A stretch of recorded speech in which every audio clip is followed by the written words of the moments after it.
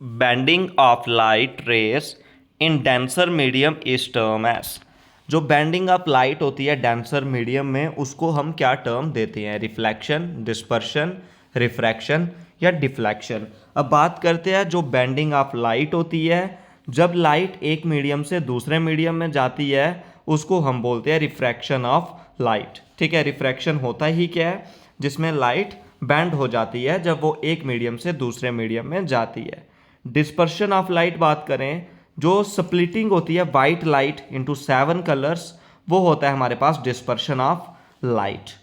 और रिफ्रैक्शन की बात करें, जो लाइट बेंड हो जाती है डेंसर मीडियम से जब वो ट्रैवल करती है। रिफ्लेक्शन में क्या होता है? लाइट वापिस आ जाती है किसी रिफ्लेक्टिंग सरफेस को स्ट्राइक करने के बाद। तो डिफ्लेक्शन क्या होता है? डिफ्लेक्शन कोई भी फिनोमिना नहीं है। डिफ्लेक्शन जाने की जब कोई लाइट की रे अपने पाथ को चेंज कर देती है। तो इसका बेंडिंग ऑफ लाइट ये हो जाएगा हमारे पास refraction. Option number C is the right answer इस क्वेश्चन का आपका होगा। What is the SI unit of weight? Weight का एसआई यूनिट आपने बताना है। अब वेट की हम बात करें, वेट का फार्मूला होता है एम इंटू जी। वेट का फार्मूला हो जाएगा एम इंटू जी। एम जाने की मास और जी जाने की ग्रेविटी। और एसआई यूनिट इसका हो जाता है न्यूटन। मोल होता है अमाउंट ऑफ सब्सटेंस का, केल्विन होता है टेम्परेचर का, एम्पियर होता है करंट का। तो ये हमारे डेली बेसिस पे हम जो भी इंपॉर्टेंट क्वेश्चंस डिस्कस करते हैं, डेली बेस पे शाम को 8 बजे इंग्लिश, सुबह 8 बजे इंग्लिश, शाम को 8 बजे जीएस कॉन्टीन्यूसली मैनर पे आपको मिलेगा। आपके अपकमिंग जेकेएसएसबी सभी एग्जाम्स के लिए काफ़ी इंपॉर्टेंट ये सेशंस हैं और आपके आने वाले एग्जाम्स में इसी तरीके के साइंस के forester, wild life guard, upcoming junior assistant सभी के लिए ये क्वेश्चन पूछने वाले हैं। फर्स्ट क्वेश्चन की बात करते हैं, acceleration due to gravity is maximum at. ये मैक्सिमम किधर होती है? मैक्सिमम की बात करें poles, equator, between pole and equator, या इनमें से कुछ भी नहीं। तो जो हमारे पास एक्सेलरेशन है, ठीक है, जो एक्सेलरेशन अचीव होती है किसी ऑब्जेक्ट के द्वारा, वो क्या होती है? फोर्स ऑफ अट्रैक्शन होती है प्लैनेट, और उसी को हम बोलते हैं हमारा क्या हो जाता है? Acceleration due to gravity. और जो अर्थ रोटेशन की वजह से जो वैल्यू ऑफ जी है वो मैक्सिमम होती है पोल्स पे। Option number A is the right answer हो जाएगा। अब हमारे पास क्या है? Coulomb law. कूलम लॉ क्या स्टेट करता है? कूलम लॉ स्टेट करता है यानी कि फोर्स है जो, ठीक है, जो चार्ज है, फोर्स किसके बराबर होती है?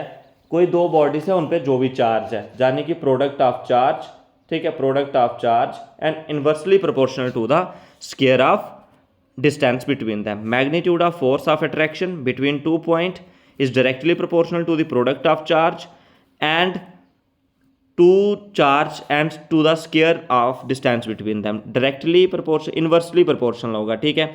तो ये आ जाएगा inversely proportional to the product नहीं, directly proportional to the product and inversely proportional to the square of distance. यानी कि कूलम लॉ हमारे पास क्या बात करता है? कूलम लॉ बात करता है जो फोर्स है वो किसके डायरेक्टली प्रोपोर्शनल होती है? प्रोडक्ट ऑफ मास, और किसके इन्वर्सली प्रोपोर्शनल होती है? स्क्वायर ऑफ डिस्टेंस के बीच। ठीक है, ये हमारे पास क्या आ जाता है? जो हमारे पास कूलम लॉ आ जाता है, ठीक है। अब हम नेक्स्ट बात करते हैं, instrument use to measure the humidity in the atmosphere. Barometer, ammeter, hygrometer या हाइड्रोमीटर। तो इसका सही आंसर आपने बताना है। Instrument use to measure the humidity in air, ठीक है। तो ह्यूमिडिटी इन एयर का हम बात करें, क्या हमारा सही आंसर हो जाएगा? Hygrometer. Barometer pressure, ammeter current और हाइड्रोमीटर डेंसिटी ऑफ लिक्विड, ठीक है। नेक्स्ट बात करते हैं, फ्रीक्वेंसी निकालनी है। What is the frequency of wave with wavelength इतनी दी है और उसकी हमें क्या दी गई है? वेलोसिटी दी गई है। अब हम बात करते हैं इसका, हमारे पास स्पीड का फार्मूला क्या होता है? स्पीड का फार्मूला हमारे पास होता है speed is equal to frequency into में वेवलेंथ। स्पीड कितनी है हमारे पास? 500 आ जाएगी, इनटू में फ्रीक्वेंसी आ गया, इज इक्वल टू फ्रीक्वेंसी और इनटू में आ जाएगा हमारे पास 1, ठीक है। तो 0.1 है, 0.1 का बन जाएगा 1/10, 10 उधर क्रॉस होके 5000 हमारे पास क्या बन जाएगा? हर्ट्स, ठीक है। 5000 हर्ट्स इसका राइट आंसर होगा। Option number D is the right answer इस क्वेश्चन का आपका हो जाएगा, ठीक है। नेक्स्ट बात करते हैं, ये हमने कर दिया bending of light. Water stored in dam, जो वाटर स्टोर होता है डैम में वो कौन सा प्रोसेस है? इलेक्ट्रिकल एनर्जी, पोटेंशियल, ग्रेविटेशनल या काइनेटिक एनर्जी। तो इसका सही आंसर आपने बताना है। तो इस क्वेश्चन का सही आंसर हम बात करें, जो एनर्जी अलग अलग फॉर्म में एग्जिट करती है, लेकिन जो स्टोर्ड एनर्जी होती है वो पोटेंशियल एनर्जी में होती है। तो option number B is the right answer इस क्वेश्चन का आपका हो जाएगा। नेक्स्ट बात करते हैं एनर्शिया इज प्रोपोर्शनल टू। अब बात करते हैं जो एनर्शिया होता है वो डिपेंड किस पे करता है, मास पे। और एनर्शिया की ही हम बात करें, वो Newton first law of motion और लॉ ऑफ एनर्शिया दोनों सेम हो जाते हैं। जब भी कोई बॉडी रेस्ट या मोशन में होती है वो सेम उसी स्टेट में रहती है जब तक हम उस पर कोई फोर्स अप्लाई नहीं करते हैं। तो inertia is proportional to mass. तो टेम्परेचर जो 68 फ़ारेनहाइट है वो सेल्सियस और केल्विन में कितना होगा, ठीक है। तो इसके लिए रिलेशन होता है। तो अब बात करते हैं, हमारे पास सेल्सियस में आ जाएगा ये 20 डिग्री सेल्सियस और फ़ारेनहाइट में आ जाएगा हमारे पास 293.15 केल्विन। तो ऑप्शन नंबर डी इसका सही आंसर होगा।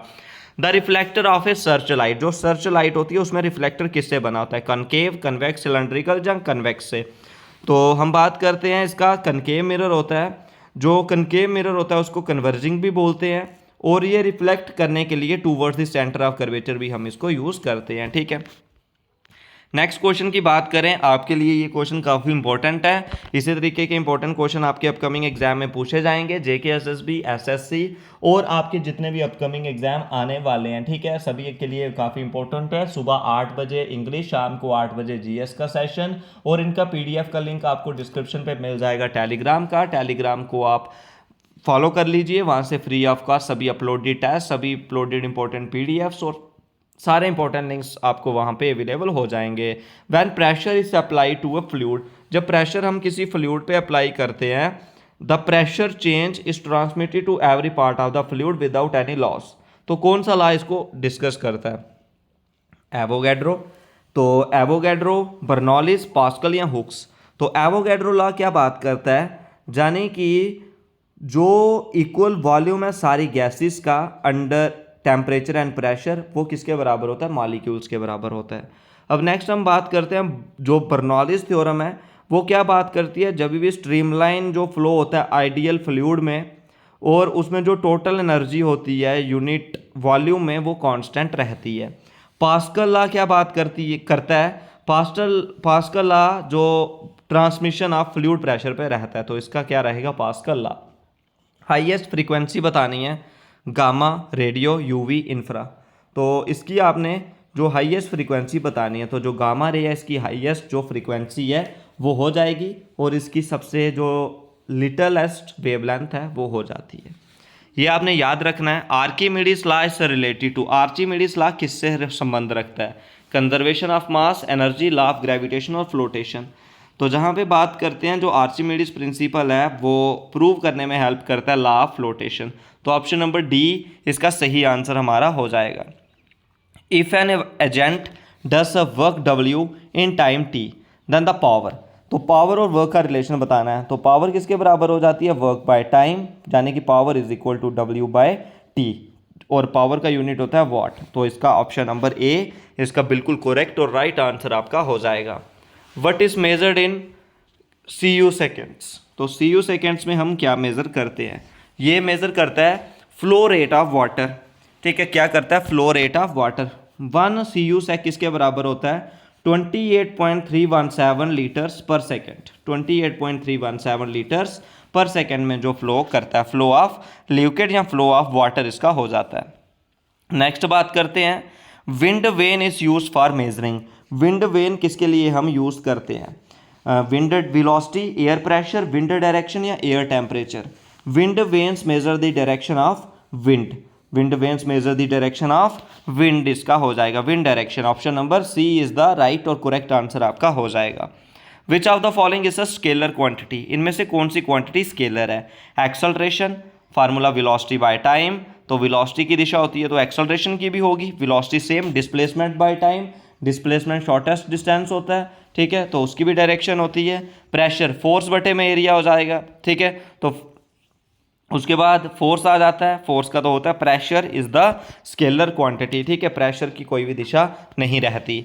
In electrical generator, electrical generator में केमिकल एनर्जी कन्वर्ट होती है इलेक्ट्रिकल में, जब केमिकल एनर्जी हीट में, हीट इलेक्ट्रिकल में, मैकेनिकल इलेक्ट्रिकल में। तो इसमें मैकेनिकल एनर्जी कन्वर्ट होती है इलेक्ट्रिकल एनर्जी में। तो ऑप्शन नंबर डी जो जनरेटर है, तो जनरेटर क्या करता है, जनरेटर जो भी क्या करता है कि इसमें जो मैकेनिकल एनर्जी होती है वो इलेक्ट्रिकल पावर में हम यूज़ इसको करते हैं। और जो जनरेटर है ये फर्स्ट फैराडे ने ही प्रिपेयर करा था, और हमें आजकल तो सारे पावर ग्रिड्स में अवेलेबल हो जाता है, और इलेक्ट्रिक मोटर का ही ये रिवर्स ट्रांसफॉर्मेशन है, ठीक है। टर्बाइंस, वाटर टर्बाइंस में हम इसको यूज़ करते हैं। Audible range of sound for adult human, adult human के लिए नॉर्मल ह्यूमन रेंज कितनी है, 20 हर्ट्ज से लेके 20,000 हर्ट्ज तक इसका सही आंसर हो जाएगा। An object dash is the point on which the entire weight of an object act, centre of object, centre of gravity, central point या सेंट्रल वेट। तो इसका सही आंसर जो सेंटर ऑफ ग्रेविटी है इसका, वो सही आंसर आपका हो जाएगा।